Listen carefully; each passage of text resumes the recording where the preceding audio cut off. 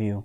Categorizing notes into different themes in Zotero. The next step when conducting a literature review for qualitative research is to read through all your retrieved scholarly articles and identify the main themes in the articles. Some major sections you can consider when reviewing literature include the author, article title, article's purpose, definitions, quotable explanations, theories or models used, sample, methods, findings, conclusions, and suggested research gaps. We will use a checklist for the identified major areas or themes to create tags, labels, and color codes as we read each article on Zotero. We will read the abstract of every article and skim through the other sections, checking for the main themes that we have identified. We will then highlight and create tags for all the themes in every article. We will also have a different highlighting color code for every theme. I have included the literature review themes checklist, which is linked in the description. Make sure you download it for free. Now let's highlight all the main themes and sections in scholarly